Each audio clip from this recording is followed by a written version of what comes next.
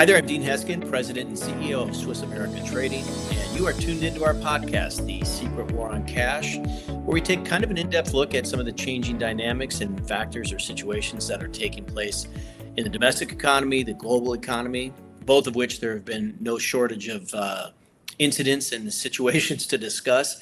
I have a guest with me here today. I have Michael Weiner. Good morning, Mike. How are you today?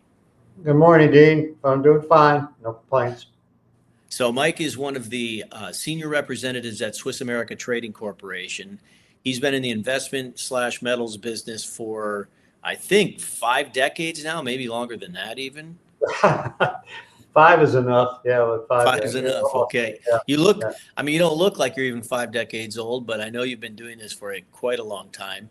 A lot's been happening there, Mike, and I appreciate you joining us today because I know that you have a really busy schedule with clients and with everything that's going on in metals and everything that's going on in the markets and the economy. But let's get kind of right into this. We're going to look at here, I have an article that CC, our producer, put up. Pertaining to BRICS, European firms get requests for local currencies, not US dollars. And Mike, this is a situation we've been covering quite a bit in our podcast. We've been covering BRICS now for getting close to 2 years. This whole notion of these European firms that are now taking currencies other than the US dollar, this is a very serious problem as we've covered. And it's talking about how, you know, these companies that are dealing, or excuse me, these countries that are dealing with these European firms are pretty adamant that they do not want to deal with the US dollar. And the problem with that is that these are all countries that were once upon a time using US dollars. Now they're not. And it's something that the US dollar can ill afford, is to have these other nations kind of turn their back and get rid of the use of dollars. So if this continues, or if this trend continues, what might we expect to see out of the US dollar? Or is this a bad thing for the US dollar, in your opinion? Of course, it's a bad thing for the U.S. dollar. The U.S. dollar, actually going back to the Bretton Woods Treaty, which the Bassan is sort of saying is something we need to re-embrace, left the U.S. dollar as the world reserve currency. That ended pretty much in 1971. We breached the agreement because we said we would maintain the gold standard, which we did not. The problem that goes on right now is most of the world, up until the Biden administration, still went along with the U.S. dollar as a world reserve currency, which not only gave us strength economically, it gave us strength militarily and politically.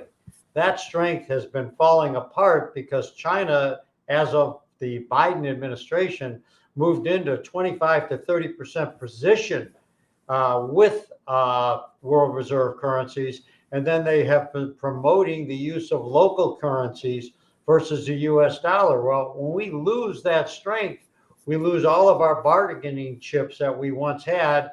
And it's a big battle right now that, quite honestly, we have been losing. And it's a battle that's being fought day to day right now, especially coming to July, when the BRICS are meeting in Rio for a huge convention, which will decide how they are going to move forward in trying to capture more of the reserve currency. So it's great for gold because gold is tied in with the BRICS and their currencies, but it's terrible for the US dollar, and it's scary. It should be scary for a lot of us.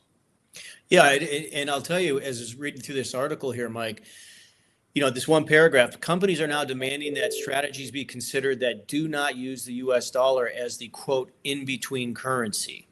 And they're saying here, this development gives BRICS an added advantage, as their ideology of giving local currencies more power on the global stage by sidestepping the US dollar is working. And the reason I want to kind of highlight this paragraph, Mike, is that, you know, BRICS is this initiative, this alliance where they are trying to de-dollarize, and the nations join and participate. And this effort has been kind of gaining momentum, or gaining some steam. But now you're talking about not countries, but companies are demanding to employ this same strategy. And what's kind of frightening to me about that is that you're not talking about a country or a government, you're talking about companies, and companies see the logic in what BRICS is doing. So it really, to me, really speaks to just how vulnerable the US dollar is. And we've been hearing a lot about that. And I agree with you. I think it's going to get worse before it gets better, and it could get really bad.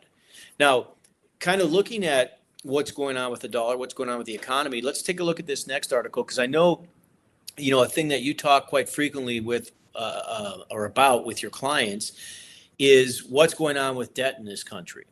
And I'll read the headline here. Household debts, debt to income ratios, serious delinquencies, collections, foreclosures, bankruptcies, all that are drunken sailors' debts in Q1 2025.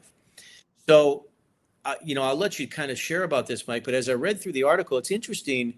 The consumer debt and debt to income ratio, et cetera, is actually not bad. It's pretty good. There's been some improvement. What this really kind of gets into is when they're talking about the problems with debt, it's largely centered around our government and the amount of debt that they're in and continue to get in. And again, now we're talking about either even further problems with the debt because of what's happening with the dollar. So, I mean, can you kind of share or condense this a little bit and tell us what exactly does this mean? What is the debt situation in the United States right now, and how serious or how dire is it? It's beyond dire. We literally are at $37 trillion in debt and growing every single day. And people seem to think that, Doge has done a very interesting job, but applying what they're doing is a real problem right now.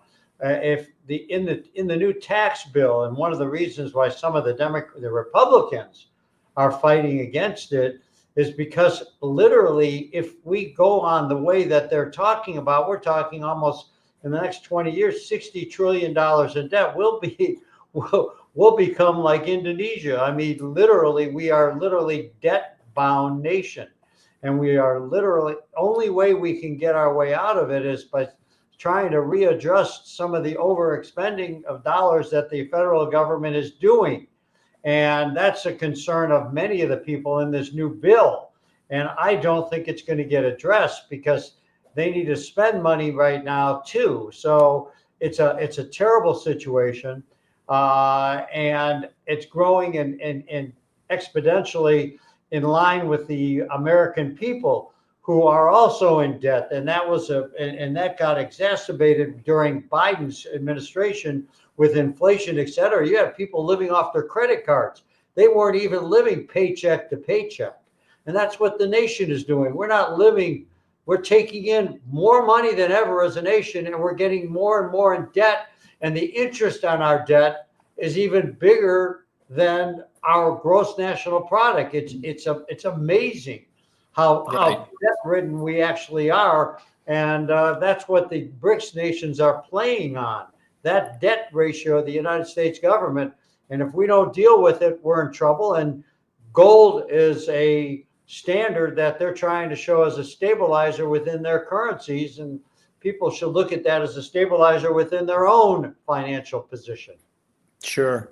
Well, you're exactly right. I mean, if the government were in a U.S. household like you and I have, basically what you're saying, because of how much interest they're paying on the debt, it'd be the equivalency of you or I or any of us that are involved in this podcast right now or watching it, et cetera, that it'd be the equivalency of the interest on our debt being more than what our annual income is, basically, that's a recipe for disaster for sure. And then you couple that with, the fact that these BRICS nations, these companies, and even non-BRICS nations are saying we don't want to transact in the dollar anymore.